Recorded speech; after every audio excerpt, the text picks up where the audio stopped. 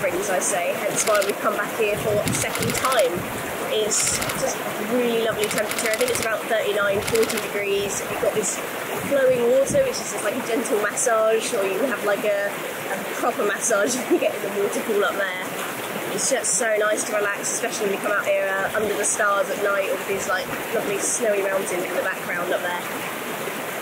Yeah, it really makes our travelling kind of much easier this time of year, because it's so cold in the van, and when you wake up in the morning, you know, if you live in a van, it's very hard to motivate yourself to actually get out of bed when it's this cold. But you know what?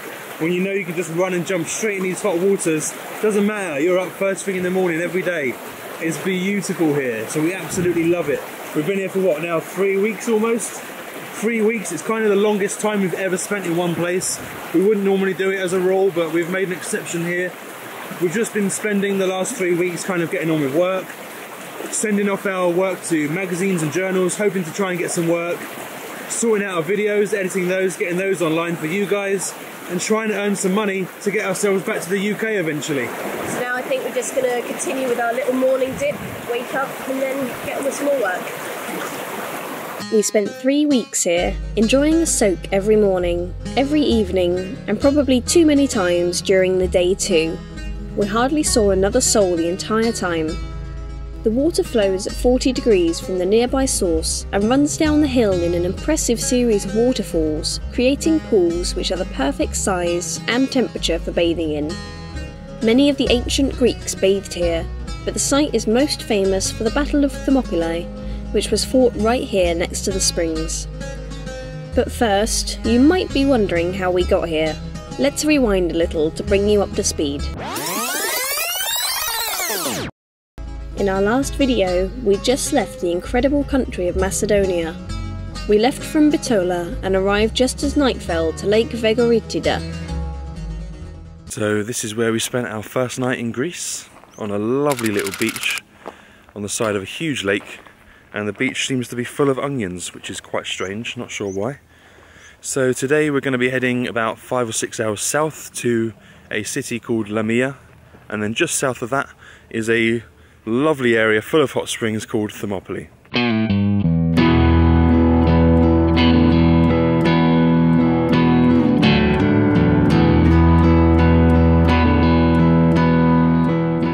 The next day we woke early and spent the whole day travelling south through the region of Macedonia in Greece and the foothills of the wondrous Mount Olympus in search of a place to stop for Christmas. We ended up at THERMOPYLAE, where we'd spent the last few weeks bathing, enjoying the Greek sunsets, and being harassed by the local shepherd on a daily basis. Oh, no.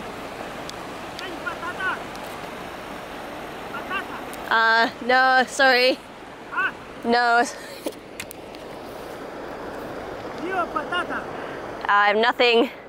But now our time in Greece was nearly up, and we had just one more hot spring to check out before we left.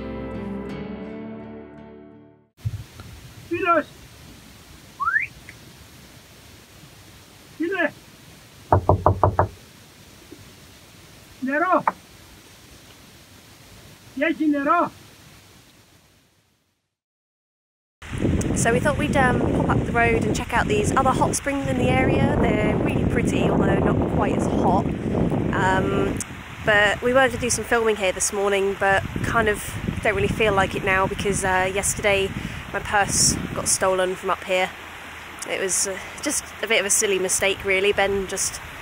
We normally keep all the van doors closed and everything, and Ben just popped over to take a photo of me, left the door open for less than a minute, and this Greek man who was in one of the pools next to us started shouting and whistling, and then we quickly realised that there were 3 boys hanging around the van, so Ben rushed back over, had a quick check, couldn't see that they'd taken anything, all our camera gear and everything was still there, and they even came up to him and asked him for money, which was kind of like, oh okay, clearly they haven't taken anything, and then they just quickly went off down the road, jumped into a car, and it wasn't until the evening that I realised my purse was missing, so kind of ended our time in Greece on a bit of a sour note, unfortunately. But we are really looking forward to heading back to North Macedonia today. So excited because we didn't get to spend much time there anyway. We only allotted about 10 days to spend there, and we ended up getting 7 because of the breakdown. So it's going to be cold, it's going to be probably snowy, but it's going to be an adventure, and we're really excited to get going.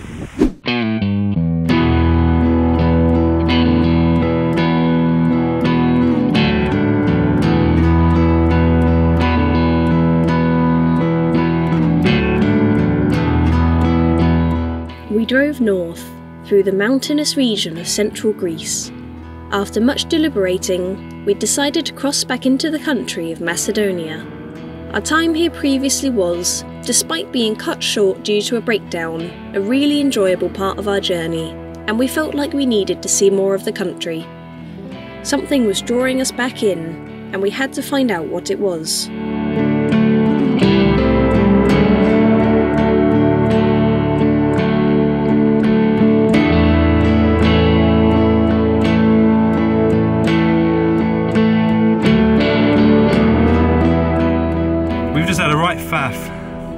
We thought we were doing really good on time today. It took us about 6.5 hours to get from central Greece all the way up through Greece to the Macedonian border, and we thought, you know what, we're doing really good. We're going to go and get our internet bundle sorted out today so it saves time tomorrow. And it's taken us about nearly 2 hours in this city, you know. The customer service in these countries is absolutely shocking. Sort it out, Telecom. Honestly, man, like, we've just been here for so long now, I've kind of forgotten what we're doing and who we are and where we parked and everything. We're just kind of a bit delirious. So yeah, a really good day on the road has kind of turned into a bit of a drag. So at least we've got somewhere to park up tonight.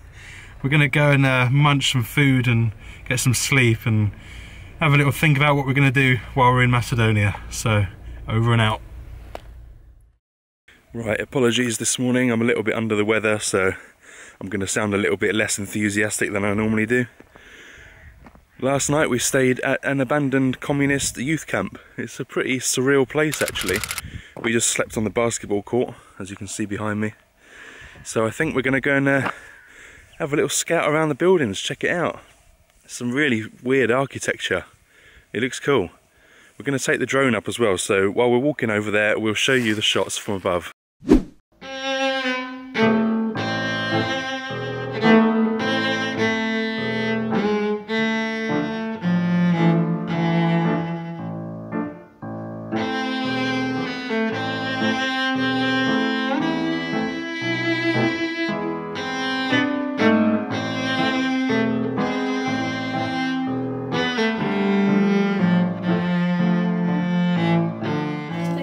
During the Yugoslav era, when the government was kind of in support of small self-governing communities, so they give them like small pockets of money and they could decide what to do with them. So many of them built things like summer camps or hotels, and this place is kind of a product of that.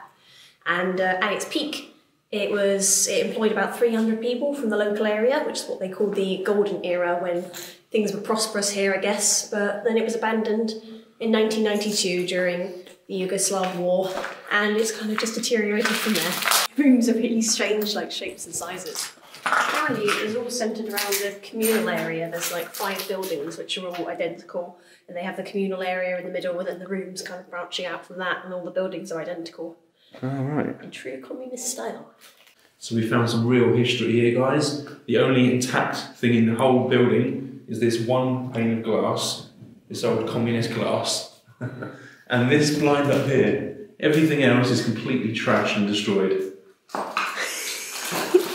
Much more impressive from the outside. That was a good bit of fun to start the day off. I'm feeling a little bit more fresh now as well, so I think we're going to leave this place now and head up to the mountains, where we apparently have discovered an abandoned ski resort.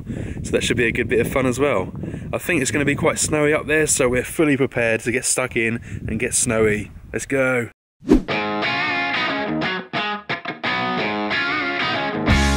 We left the sprawling concrete complex of the abandoned youth camp in our mirrors and journeyed east to reach a ski resort at the end of what we'd heard to be a dangerous road, famed for its many landslides, potholes and switchback turns.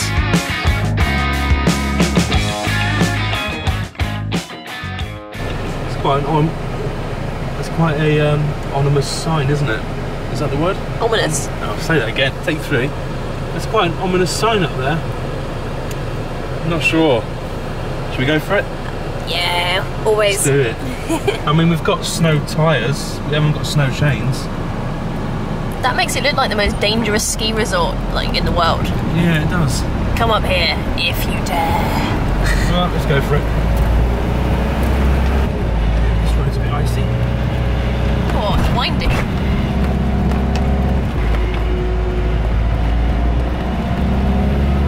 Up there.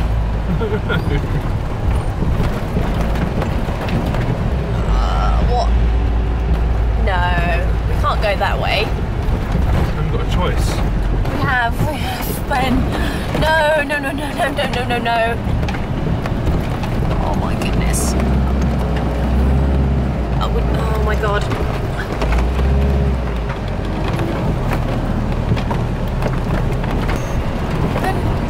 It just meets up with the paved road.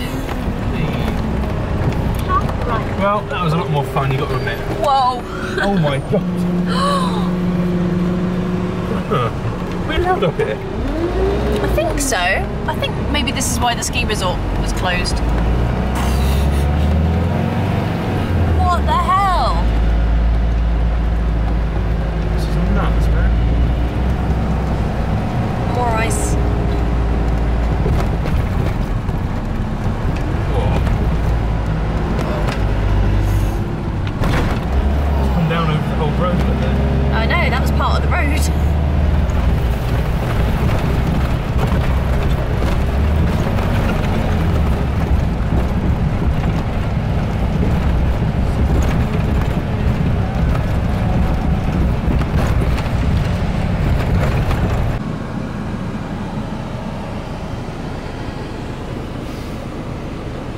Well, I think this is where we're going to end our driving.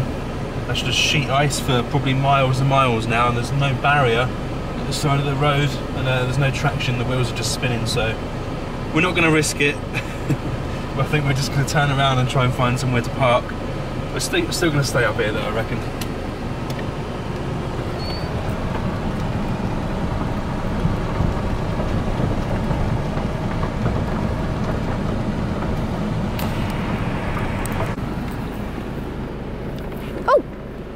That is very deep. What do you reckon? Good enough spot? I reckon. That view's not too bad, I guess. Yeah, it'll do, innit?